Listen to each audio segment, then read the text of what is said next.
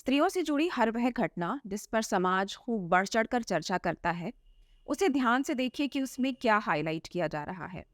आपको पितृसत्ता को समझने में आसानी होगी। दूर क्यों जाना किसी उदाहरण के लिए। हाल ही में ज्योति मौर्य और आलोक मौर्य का जो पूरा मामला सामने आया है, उसे ही देख लीजिए। सबसे जरूरी था यहाँ विवाह संस्था पर बात किया जाना, लेकिन बार बार सवाल उठता रहा तो सिर्फ लड़कियों, औरतों की पढ़ाई का। आज से 100 बरस पहले भी कहा जाता था कि औरतें पढ़ेंगी तो उनके पति मर जाएंगे।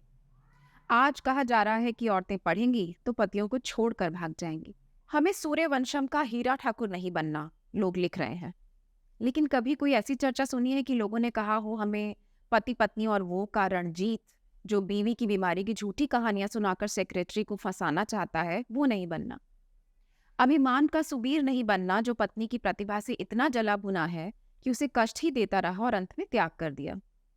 या आपकी कसम का कमल नहीं बनना, जो इतना इनसिक्योर है कि पत्नी और दोस्त पर शक करते हुए अपना वैवाहिक जीवन तबाह कर लेता है। जितनी चर्चा ज्योति मौर्य की हो रही है, उसकी आधी भी अगर ब्रजभूषण शरण सिंह की करतूतों की हुई होती तो उसमें इतना अहंकार न भरा होता कि इस्तीफा देने की बात पूछने पर एक पत्रकार का माइक ही तोड़ दे। एक औरत के चरित्र की चर्चा में इतना रस लिया गया, लेकिन रोज जो महिलाओं के उत्पीड़न और हिंसा के केस आते हैं, किसी ने मर्दों के चरित्र पर सवाल उठाया?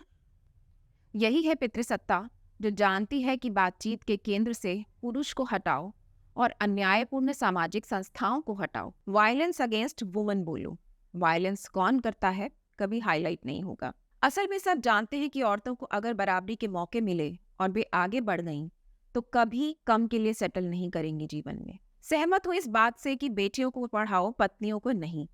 माता पिता को शादी का प्रेशर डालने की बजाय बेटियों को पढ़ने देना चाहिए जब तक वे चाहें। सवाल तो ये उठना चाहिए था कि क्यों माता पिता बला की तरह टाल देना चाहते हैं बेटियों को।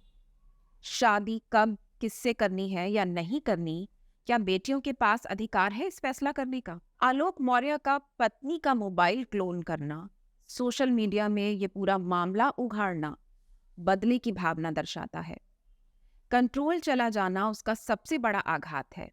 2016 में जब पीसीएस निकाला ज्योति ने, वह प्रेग्नेंट थी। 2 जुड़वां बच्चियों को जन्म दिया उसने। ये एक औरत का अकेले का संघर्ष है, माँ बनना और साथ साथ पढ़ाई करना। जब पत्नी पढ़ रही थी तो आलोक को कुछ और साल सब्र कर लेना था। लेकिन क्या इन फैसलों पर कि बच्चे को जन्म देना है या नहीं और कब देना है, औरतों का अधिकार है क्या सामान्य घरों में? ठीक कहा है, पत्नियों को मत पढ़ाओ। जो अधिकार देता है वो छीन भी सकता है। पढ़ने और जीवन के, करियर के फैसले करने का अधिकार औरतों को कोई और क्यों दे?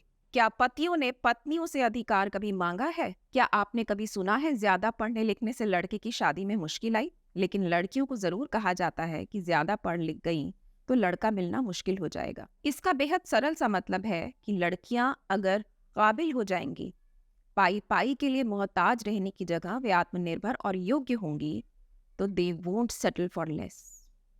यही खतरा है पितृसत्ता का। जो कम पर राजी नहीं होगा उसे कंट्रोल करना मुश्किल होगा। हमारी पूरी सामाजिक व्यवस्था, जो असल में पितृसत्तात्मक है, स्त्रियों पर कंट्रोल करके ही चल रही है। अपवादों की दुनिया बेहद छोटी सी है। एक और ऐसा ही मामला है जो आजकल बहुत तूल पकड़ रहा है।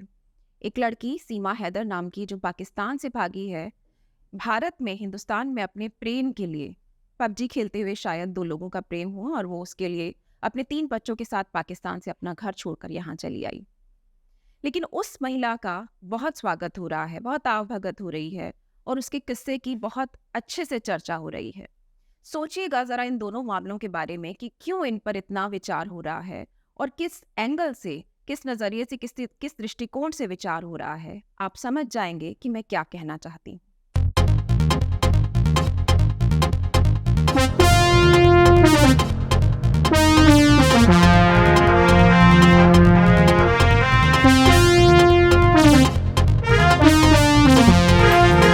नमस्कार, मैं हूं सुजाता और स्वागत है आपका टीसीएच पर मेरे शो फेमिनिज्म वाला एफ में। आज हम बात करेंगे कि फेमिनिज्म क्या है, क्योंकि अक्सर ऐसी छोटी छोटी घटनाओं को लेकर ये सवाल बार बार सामने आता है कि क्या यही फेमिनिज्म है, क्या यही स्त्रीवाद है। तो चलिए जान लेते हैं कि असल में स्त्रीवाद है क्या। ये एक ऐसा सवाल है जिसका जवाब तलाशे बिना ही अधिकांश लोग इसे खारिज कर देते हैं। फेमिनिज्म की सारी समझ फेमिनिज्म के बारे में किए गए दुष्प्रचार से बनती है। जैसे ही कोई लड़की, कोई महिला कहती है मुझे ये स्वीकार नहीं है, उसे फेमिनिस्ट कह दिया जाता है। जैसे ही कोई लड़की या महिला बता देती है कि वो इस बाप की प्रतीकात्मक व्यवस्था की असलियत जानती है, तो उसे फेमिनाजी कह दिया जाता है। मुझे तो ट्विटर पर अक्सर गालियां मिलती रहती हैं। कोई कोई फेमिनिज्म को बीमारी बता जाता है। एक लड़की गाली दे रही है, ऐसे वीडियो में टैग कर देते हैं। लेकिन हजारों केस जो रोज हो रहे हैं, डोमेस्टिक वायलेंस के, रेप के, टीजिंग के, एसिड अटैक के, ट्रोलिंग के, रेप मर्डर के, उसकी खबरों में ऐसे लोग मुझे कभी टैग नहीं करते। ये बराबरी शब्द सुनते ही आहत हो जाते हैं। क्यों? जैसे ही हम लैंगिक भेदभाव, सेक्सिज्म को खत्म किए जाने की बात करते हैं, तो उसमें किसी को आहत होने की क्या जरूरत है? एक गलत चीज है, गलत प्रथा है जिसके खत्म होने की हम बात कर रहे हैं, तो फिर आहत क्यों होना? लेकिन हो सकते हैं, वो आहत हो सकते हैं जिन्हें लैंगिक भेदभाव के बने रहने से फायदा मिलता हो। जिसका जीवन लैंगिक भेदभाव से आसान होता हो, उन्हें हो सकती है तकलीफ, क्योंकि विशेषाधिकारों की एक लत होती है और इसलिए बराबरी का मतलब उत्पीड़न सुनाई देने लगता है। अगर पूरा सिस्टम आपको कुछ विशेषाधिकार देगा, तो क्या आप मना करेंगे? वीआईपी महसूस करना किसे पसंद नहीं? तो बस यही से शुरू होता है जन्म से मिला पुरुष एंटाइटलमेंट, उन सारी सुख सुविधाओं के भोग का जो एक पितृसत्तात्मक व्यवस्था में पुरुष को मिल सकती है। उसे बस पुरुष जन्म लेना है और तब तक उसे बिना पूछे ये विशेषाधिकार मिलते रहेंगे जब तक कि वह खुद ये ना कह दे कि मैं आसन पर बैठूं और स्त्री नीचे, ये अन्याय है। या वह नौकरी और घर दोनों संभाले, मैं सिर्फ नौकरी करते हुए संडे के दिन ये कहूँ कि आज मुझे कोई डिस्टर्ब नहीं करेगा, ये अन्याय है और मैं इसे अस्वीकार करता हूँ। या औरतें खुद ही अपने अधिकारों के लिए संघर्ष करना न शुरू कर दें। ये बहुत मुश्किल है। एक उदाहरण दूं, लगभग 25 साल होने को आए, संसद में महिलाओं के लिए 33% आरक्षण का बिल आज तक पास नहीं हो पाया। पिछले 9 सालों में इस सरकार ने कई मास्टर स्ट्रोक लगाए, लेकिन इस बिल के बारे में एक शब्द नहीं कहा। औरतें संघ की शाखा में तक नहीं जा सकती, संसद में 33% आ जाएंगी, ऐसा कैसे हो सकता है? इस बिल की अब मौत हो चुकी है, मैंने भी मान लिया है। इस बिल को जब पहली बार संसद में पेश किया गया, तब इसके चिथड़े चिथड़े करके उड़ा दिया गया था। हर बार भद्दी टिप्पणियां की गईं। कहा गया कि ये बिल अगर संसद में पास हुआ तो बलकटी परकटी औरतें आ जाएंगी, ये बिल हम सबका डेथ वारंट है, ये बिल पास हुआ तो हम जेल में चक्की पीसेंगे, वगैरह वगैरह।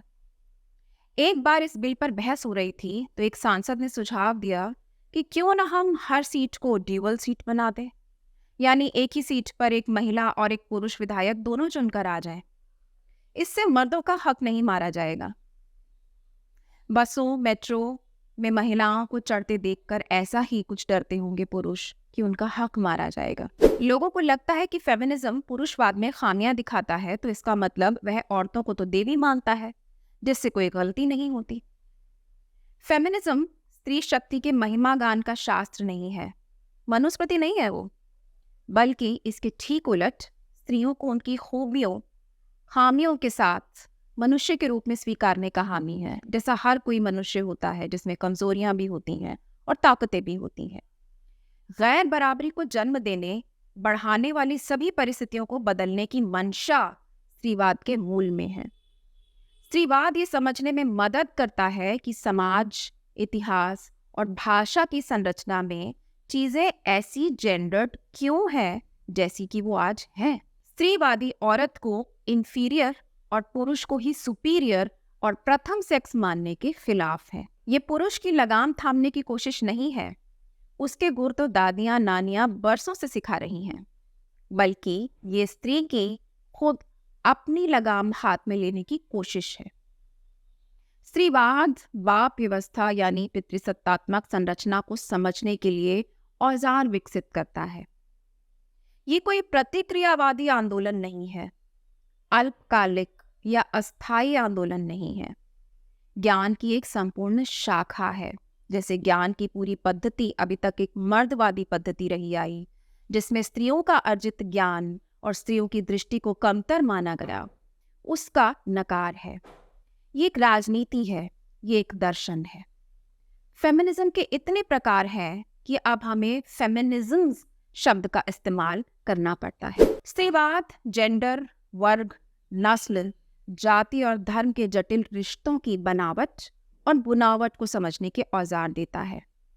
इसलिए वाइट मिडिल क्लास लेडीज के साथ शुरू होने के बाद भी फेमिनिज्म आज इंटरसेक्शनल फेमिनिज्म तक पहुंच गया है, यानी समाज की शक्ति संरचना में जेंडर की हेजेमनी को और जाति, नस्ल, वर्ग के तमाम भेद को साथ में समझने की कोशिश। इस अर्थ में स्त्रीवाद सिर्फ स्त्री और जेंडर का अध्ययन नहीं है, वह समाजों के लैंगिक आधार पर बट जाने के इतिहास का अध्ययन है। सेक्सिस्ट भाषा की पड़ताल है, धर्म और कानून के लैंगिक दमनकारी रूप की आलोचना है, पूरी दुनिया के दो विपरीत लिंगों में बट जाने की यानी जेंडर बाइनरी की आलोचना है। बाइनरी जिसके बारे में मैंने पिछली बार बताया था।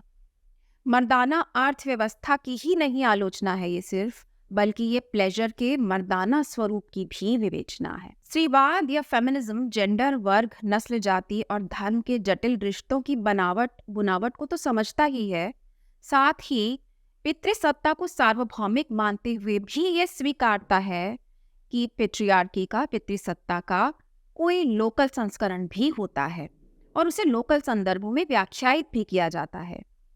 जैसे भारत के उत्तर पूर्व में पेट्रियार्की का वही रूप नहीं होगा जो उत्तर भारत में देखने को मिलता है, या दक्षिण भारत में, या दक्षिण एशियाई अलग अलग देशों में, या पश्चिमी देशों में, यूरोपीय देशों में। ये तमाम पितृसत्ताएं एक जैसी नहीं हो सकती। स्त्रीवाद की अगर कोई परिभाषा निर्मित की जा सकती होगी तो वो शायद ऐसे होगी। स्त्रीवाद वो राजनीतिक सिद्धांत और व्यवहार है जो सभी औरतों, किसी भी रंग की, कामकाजी, गरीब, विकलांग, समलिंगी, वृद्ध, सवर्ण, आर्थिक रूप से विशेषाधिकार प्राप्त या विषमलिंगी, सभी की मुक्ति के लिए संघर्ष करता है।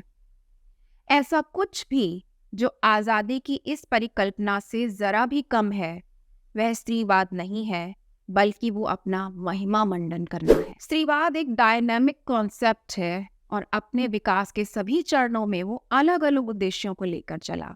आज हम उसे सामाजिक, आर्थिक, जैविक, राष्ट्रीय भिन्नताओं के अर्थ में और बेहतर समझ पा रहे हैं। ऐसा नहीं है कि इतिहास में स्त्रियों ने कभी पितृसत्तात्मक जुल्मों के खिलाफ संघर्ष नहीं किया, आवाज नहीं उठाई, लेकिन जब स्त्रियां पितृसत्ता को संपूर्ण रूप से समझकर एक राजनीतिक मकसद के लिए लामबंद हुई, एकजुट हुई, तो स्त्री मुक्ति आंदोलन की वैचारिक जमीन तैयार हुई। पितृसत्ता के सिद्धांत और पद्धतियां उजागर हुई, कहना चाहिए बेपर्द हुई। इसलिए स्त्रीवाद और स्त्री मुक्ति आंदोलन में भी फर्क समझना होगा।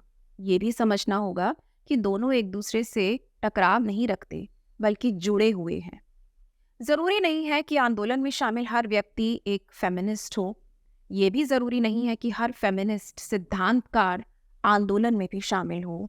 लेकिन लिखना और लड़ना जब एक हो जाता है तो उससे सुंदर कुछ नहीं होता।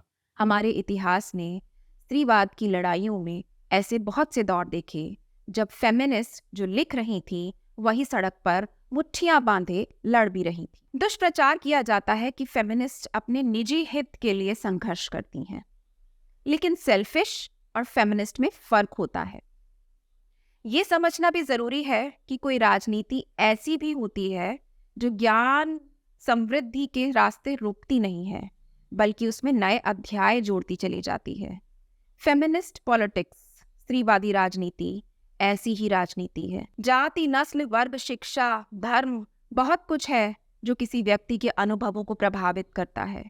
इसलिए भी स्त्री के तौर पर होने वाले अनुभवों और आकांक्षाओं में ऐसी एकता नहीं मिल सकती कि स्त्रीवाद को उनकी उपज मान लिया जाए। समाज प्रदत्त संरचनाओं के बीच रहते हुए होने वाले अनुभव और निजी आकांक्षाओं से आगे बढ़कर जब तक समुदाय, पूरे समाज और न्याय का सवाल सामने नहीं हो, कोई अकेला संघर्ष स्त्रीवाद की जमीन को मजबूत नहीं कर सकता। लेकिन यह भी सच है कि किसी भी सामान्य औरत की विशिष्ट लड़ाई फेमिनिज्म में एक बढ़ा हुआ कदम हो सकती है। एक लड़की आगे बढ़ती है तो कईयों के लिए रास्ता खोलती है। यह भी समझना होगा कि स्त्रीवाद हमेशा कुछ निश्चित उद्देश्यों और लक्ष्यों के साथ राजनीतिक आंदोलनों से जुड़ा हुआ है। फेमिनिज्म को एपॉलिटिकल मानने की गलती मत कीजिएगा। ईरान में औरतें हिजाब हटाती हैं तो सत्ताएं हिल जाती हैं। अफगानिस्तान में तालिबानी सत्ता में आते हैं तो औरतों का हक छीन लेते हैं। कर्नाटक में लड़कियों के हिजाब के मुद्दे पर एक राजनीतिक समूह गुंडई पर उतर आता है। ये आपके मेरे घर की बात नहीं है। सिर्फ फेमिनिज्म का नाता पॉलिटिक्स से है, देश से है, समाज से है। स्त्री अधिकारों के लिए फेमिनिस्ट समूह संगठन नहीं लड़ते तो आज़ादी के बाद बने तमाम कानून, हिंदू कोड बिल हो या दहेज का कानून हो या बलात्कार कानून हो या घरेलू पीड़न के कानून, हमें नहीं मिलते। चीन में लड़कियों के पैर बांधने की दर्दनाक प्रथा रही तो भारत में सती प्रथा जैसी अमानवीय रीति। यूरोपीय समाजों में कॉर्सेट के सहारे स्त्री देह को काटा छांटा जाना हो या राजनीतिक अधिकारों से बहिष्कृत रखना या नस्ल भेद की राजनीति या कुछ अफ्रीकी समाजों में स्त्री जननांगों को विकृत करने की प्रथा, ये सभी अनुभव समान नहीं है। फिर स्त्रीवाद इन्हें कैसे जोड़ता है? ऐसे कि दुनिया भर की औरतों से जुड़े तमाम अनुभव पितृसत्तात्मक संरचनाओं की उपज है। आप ही तो कहते हैं ना, औरत होकर औरत का दर्द नहीं समझती। इसलिए कि आप भी जानते हैं कि दुनिया की तमाम औरतों को कोई सूत्र है जो जोड़ता है। धर्म, जाति, नस्ल, राष्ट्रीयता औरत के शोषण को दूसरी औरत के शोषण से अलग तो करती है, लेकिन पितृसत्ता की दी हुई फिजिकल वायलेंस, उपेक्षा, दोयम दर्जा दुनिया की तमाम औरतों को एक कर देती हैं, एक पायदान पर ले आती हैं। कुछ समय पहले एक्टर पंकज त्रिपाठी के एक इंटरव्यू में उन्होंने कहा था कि मेरे हिसाब से तो समाज में मातृसत्ता होनी चाहिए। ऐसा बोलते हुए कई लोगों को लगता है कि वो एक बहुत महान बात कर रहे हैं, लेकिन समझ लेना चाहिए कि मातृसत्ता कोई सामान्य शब्द नहीं है जिसे बिना समझे ऐसे ही इस्तेमाल कर लिया जाए। दूसरा यह है कि फेमिनिज्म इसकी हिमायत बिल्कुल नहीं करता। फेमिनिज्म ने कभी नहीं कहा कि समाज में पितृसत्ता को हटा के मातृसत्ता को ले आना चाहिए, बल्कि स्त्रीवाद ने, फेमिनिज्म ने कभी किसी सत्ता की हिमायत नहीं की। वह बराबरी और न्याय की बात करता है, या कहें कि न्यायपूर्ण बराबरी की बात करता है। यह भी समझ लेना चाहिए कि मातृसत्ता और पितृसत्ता का फर्क है क्या। ये एक बहुत बड़ा कुतर्क है कि पितृसत्ता चली गई तो मातृसत्ता आ जाएगी। ये डर भी है कि अब तो औरतों की चलना शुरू हो जाएगी। जिन घरों में अधिकतर मामलों में माँ की बात सुनी जाती है, वहां पे लोग ये कहते पाए जाते हैं कि ये हमारे घर में तो मातृसत्ता चलती है। लेकिन मातृसत्ता किसी एक या दो चार घरों की व्यवस्था को नहीं कहते। ये एक सामूहिक रूप से स्त्रियों द्वारा चलाई जाने वाली व्यवस्था है, जिसमें उनके पास सिर्फ घर के नहीं बल्कि पॉलिटिकल, इकोनॉमिक और सोशल निर्णय लेने का अधिकार भी होता है। इस मातृसत्ता में मातृवंश, मैट्रिलिनी, जिसके बारे में मैंने पहले भी बात की, वो भी शामिल होता है। यानी वंश पिता का नहीं, माँ का आगे चलता है और संपत्ति की वारिस भी स्त्रियां होती हैं। घर में माँ की चलना मातृसत्ता नहीं होती। मातृसत्ता मिट्रियार्की सभ्यता की बहुत आरंभिक स्थिति थी। पितृसत्ता समाज की सभ्यता की एडवांस्ड, आगे बढ़ी हुई फोर्थ स्टेज की स्थिति है। लोग नॉर्थ ईस्ट के समाज को मातृसत्ता कहते हैं। असल में मेघालय के खासी समुदाय में ही मातृसत्ता है, बल्कि ये कहना चाहिए कि माँ का वंश चलता है, संपत्ति माँ से बेटी को जाती है। लेकिन ध्यान से देखें तो अंतर बस इतना ही आता है कि इन समाजों में पिता की ओर के पुरुषों की नहीं, माँ की ओर के पुरुषों की अधिक चलती है। बाकी समाज की देखा देखी अब मेघालय के कुछ पुरुष भी इस व्यवस्था को खत्म करने के लिए संगठन बना चुके हैं और आतुर हो गए हैं। ऐसी रिपोर्ट्स लगातार देखने में आ रहे हैं कि वहां पर भी डोमेस्टिक वायलेंस महिलाओं पर बढ़ता चला जा रहा है। अगर आरंभिक मातृसत्ता की हाइपोथेसिस को सच माने भी, तो भी यह व्यवस्था बहुत कम वक्त के लिए रह पाई थी। वह ऐसी सामाजिक व्यवस्था थी जिसमें निर्णय का अधिकार स्त्री के हाथ में थे और सामाजिक संबंध और रोज बरोज के फैसले वही किया करती थी। बच्चे की पहचान उनके कुटुंब के नाम से होती थी और संपत्ति और संतानें साझा थी। यह हम पहले भी बात कर चुके हैं।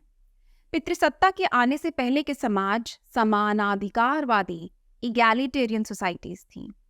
इसलिए पितृसत्ता के मापदंडों पर मातृसत्ता को समझना गलत। परिभाषा के आधार पर दोनों ही एकदम अलग किस्म की व्यवस्थाएं हैं।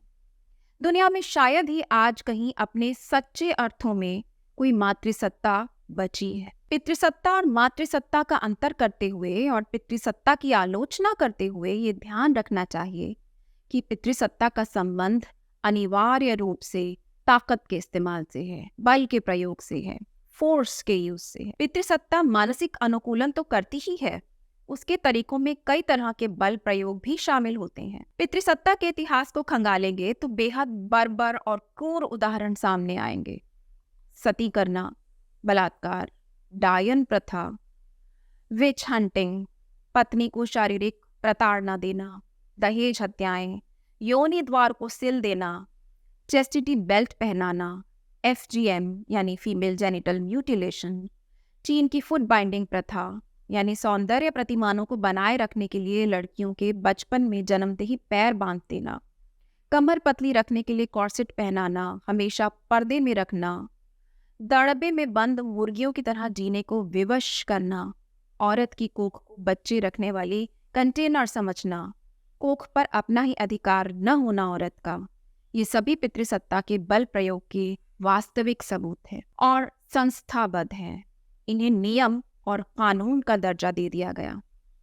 संस्थाबद्ध बल प्रयोग का कोई भी प्रमाण मातृसत्ता के अतीत में नहीं मिलता। जब हम बड़े हो रहे थे, देश के कुछ प्रमुख स्त्रीवादियों के नाम जानते थे, सुनते थे वे क्या काम कर रही हैं। वे कभी कभी टीवी पर आया करती थी, डिबेट्स में उनके विचार विमर्श हुआ करते थे। इधर लंबे समय से हम जानते ही नहीं है कि हमारे देश में कोई फेमिनिस्ट है। समाचारों और चैनलों पर उन्हें नहीं बुलाया जाता। कुकुर मुत्तों की तरह उगे न्यूज वेबसाइट्स जानते ही नहीं कि फेमिनिज्म क्या है, बल्कि उनका उपकार ही होगा कि अगर वो लोगों को नहीं बताएं कि स्त्रीवाद क्या है, क्योंकि जैसी डिस्टॉर्टेड, जैसी विकृत व्याख्याएं मैंने बहुत से मीडिया संस्थानों के लेखों में देखी हैं, वीडियोस में देखी हैं, बेहद आपत्तिजनक हैं। महिला दिवस का पूरा अर्थ ही बदल दिया जाता है। नेशनल कमीशन फॉर वुमेन को ही देखिए, देश में किसी भी तरह के विचार विमर्श में वो शामिल ही नहीं है। UCC में जेंडर बराबरी को जोर दिया जा रहा है, ऐसा बार बार मीडिया कह रहा है, सरकार नहीं। सरकार के पास कोई ड्राफ्ट ही नहीं है, लेकिन नेशनल कमीशन फॉर वुमेन इस पर चुप है। उसकी किसी मामले में कोई राय नहीं है, वह किसी स्त्री विरोधी टिप्पणी पर नहीं बोलता। यति नरसिंहानंद जैसे लोगों पर उसका कोई बयान नहीं आता। वह महिलाओं के खिलाफ अपराधों पर चुप है। वह आए दिन होने वाली जेंडर हिंसा पर चुप है। चुप्पी ही उसका गहना है, लज्जा ही उसका आभूषण है। देश में महिला विरोधी बयानों की संख्या बढ़ रही है, हिंसा बढ़ रही है और हमारी कोई राष्ट्रीय दिशा नहीं है। अकादमिक दुनिया में किताबें तो लिखी जा रही हैं फेमिनिज्म पर, लेकिन राजनीतिक आंदोलन फुस है। फेमिनिस्ट राजनीतिक चेतना एकदम गायब है। पूरी राजनीति का वातावरण सिर्फ और सिर्फ आक्रामकता प्रधान रह गया है। पर्यावरण, जेंडर बराबरी, जल, इन सारे मुद्दों की अब मुख्य धारा की राजनीति में कोई जगह ही नहीं बची है। आखिर में मैं वो सवाल लेना चाहती हूँ जो मुझसे अक्सर भाषणों में, सभाओं में और पोस्ट्स में पूछा जाता है कि अगर फेमिनिज्म इंसानियत की बात करता है तो फिर इसे ह्यूमनिज्म कहना चाहिए, फेमिनिज्म क्यों? अब देखिए, जब आपकी सेहत खराब होती है तो आप डॉक्टर से चेक कराने जाते हैं कि बॉडी का कौन सा फंक्शन ठीक नहीं चल रहा या किस अंग में खराबी है। डॉक्टर डायग्नोस करता है और बताता है। मान लीजिए आपको दिल की बीमारी है, तो वह आपको यही बताएगा ना कि आपको दिल की बीमारी है, इलाज भी उसी का करना होगा।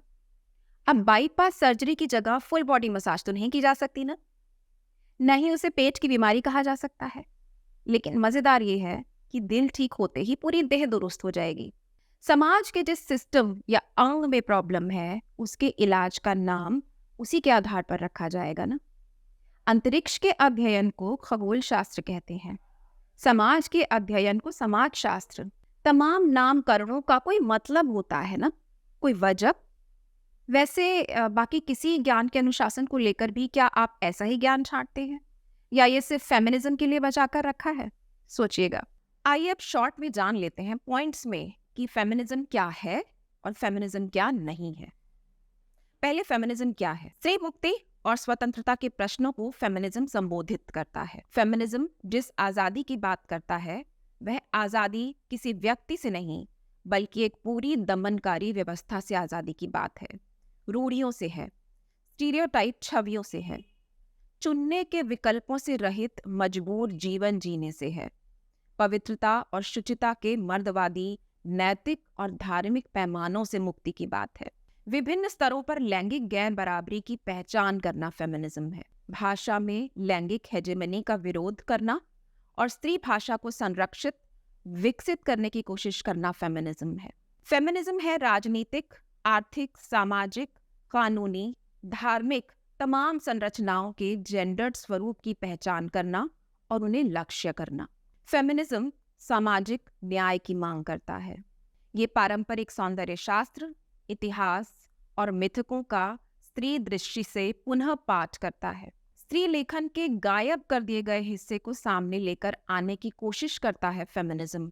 वर्ण व्यवस्था, मनुवाद, स्त्री देह के वस्तुकरण, पूंजीवाद, ब्राह्मणवाद और पितृसत्ता का विरोध करता है फेमिनिज्म। व्यावहारिक स्तर पर स्त्री के शोषण को समझने के तमाम मानसिक और वैचारिक औजार उपलब्ध कराता है फेमिनिज्म। फेमिनिज्म स्त्रीवाद स्त्री के आनंद का, उसके प्लेजर का, जिससे उसे सदियों वंचित रखने की कोशिश की गई, जिसे नकारा गया, उसका हिमायती है। क्या नहीं है फेमिनिज्म? फेमिनिज्म मातृसत्ता नहीं है। ये किसी भी तरह की सत्ता की बात नहीं करता। ये पुरुष विरोध नहीं है बल्कि पितृसत्ता, ब्राह्मणवादी, पूंजीवादी पितृसत्ता का विरोधी है। ये पुरुष से लड़ाई नहीं, किसी एक व्यक्ति से लड़ाई नहीं। अगर इसे लड़ाई कहा ही जाए तो ये व्यक्ति वर्सेस व्यवस्था का द्वंद्व है। फेमिनिज्म बल प्रयोग में यकीन नहीं रखता जैसे पितृसत्ता रखती है। ये वैचारिक है। फेमिनिज्म कॉन्शियसनेस रेजिंग की बात करता है। इस दुनिया में अकेले स्त्रीवाद एक ऐसी क्रांति है जिसने एक बूंद खून नहीं बहाया है। स्त्रीवाद ये नहीं मानता कि दुनिया की हर स्त्री का शोषण एक ही तरह से होता है, एक ही तरह का होता है, बल्कि ये मानता है कि दुनिया की तमाम स्त्रियों के सब्जेक्टिव अनुभव अलग अलग तरह के होते हैं और उनके शोषण के तरीके भी भिन्न भिन्न तरह के हैं। उसी के आधार पर उनकी मुक्ति के संघर्ष और उद्देश्य भी अलग अलग तरह के हैं। स्त्रीवाद के हिसाब से स्त्रियों को बराबरी पुरुषों से नहीं चाहिए। पुरुष दुनिया में श्रेष्ठता और सर्वोच्चता का कोई प्रतीक नहीं है। वह कोई मानक नहीं है जहां पहुंचना ही सफलता हो। फेमिनिज्म सभी मनुष्यों में आपस में बराबरी और उनकी भिन्नताओं को स्वीकार करने की बात करता है। असल में भिन्नताओं का सम्मान ही बराबरी है। आखिर में एक सबसे जरूरी बात, ऑपरेशन क्या है, दमन क्या है? अपनी स्थिति को न बदल सकना ही शोषण है, दमन है, ऑपरेशन है। Only choice is no choice. अगर कोई व्यक्ति चाहकर भी अपने हालात बदल नहीं सकता क्योंकि सामाजिक, नैतिक, कानूनी, धार्मिक बाधाएं उसे बांधती हैं, तो वह ऑप्रेस्ड है। और अगर आपको किसी की बराबरी या अधिकार मिलने से परेशानी होती है तो समझ लीजिए कि आप असल में प्रिविलेज्ड हैं, थे, और आपको उस गैर बराबरी और अन्याय से कोई फर्क नहीं पड़ रहा था, न पड़ रहा है, जिसके खिलाफ कोई समुदाय आवाज उठा रहा है। अब आज का चुटकुला। एक मिल में महिला मजदूरों की हड़ताल चल रही थी। मुद्दा था equal pay for equal work, यानी औरत समझकर कम मजदूरी न दी जाए, बल्कि हर व्यक्ति जो एक जैसा काम करता है उसे एक जैसी ही तनख्वाह भी मिलनी चाहिए। पुरुष मजदूर कई दिन से देख रहे थे कि ये चिल्लाती चिंघाड़ती औरतें आखिर सफल भी होंगी या नहीं। कुछ मजाक उड़ा रहे थे, कुछ तंज कस रहे थे, कुछ चुप थे। कुछ दिन तो ये सब चला। मालिक ने महिला मजदूर नेता को एक दिन अपने कमरे में बुलाया। उसे लगा था कि अब ये फेमिनिस्ट भाषण सुनाएगी। वो चिढ़कर बोला, तो आप लोग क्या चाहती हैं कि आप सबको भी मर्दों के बराबर तनख्वाह मिले? महिला नेता को हंसी आ गई। स्थिर भाव से बोली, नहीं सर, हम चाहते हैं कि मर्दों को हमारे बराबर तनख्वाह मिले। कहते हैं उस दिन से पुरुष मजदूरों की हड़ताल चल रही है और बिल पर ताला लगा है। आज की किताब आज मैं आपको अपनी किताब स्त्री निर्मिति रिकमेंड कर रही हूँ। ये किताब पश्चिम में जिस तरह से स्त्रीवाद का उदय हुआ उस पर चर्चा करती है और भारत में जिस तरह स्त्रीवाद आगे बढ़ता है उस पर भी चर्चा करती है। ये किताब न केवल ये बताती है कि स्त्रीवाद असल में क्या है, फेमिनिज्म वाला एफ क्या है, ये किताब ये भी बताती है कि रोज बरोज होने वाली जो जीवन भर की घटनाएं हैं, जो आसपास आप सुनते हैं, जिस तरह से ज्योति मौर्य का केस है या सीमा हैदर का केस है या और भी रोज बरोज जो घटनाएं हमारे समाज में घटती हैं, उनको हम फेमिनिज्म की नजरिए से कैसे देखेंगे और कैसे समझेंगे। आप मेरे हर वीडियो में एक शब्द बार बार सुनते होंगे, पितृसत्ता या पेट्रियार्की। ये समझना बहुत ज़रूरी है कि पितृसत्ता या पेट्रियार्की है ही क्या, क्योंकि फेमिनिज्म आप तभी बेहतर समझ पाएंगे जब पितृसत्ता के सारे तौर तरीके, सारे चालबाजियाँ, सारी जगड़बंदियाँ आप समझ पाएंगे। तो अगले वीडियो में मैं आपको समझाऊंगी पितृसत्ता क्या है, बाप का राज क्या है। इसलिए देखते रहिए मेरे साथ TCH पर फेमिनिज्म वाला एफ।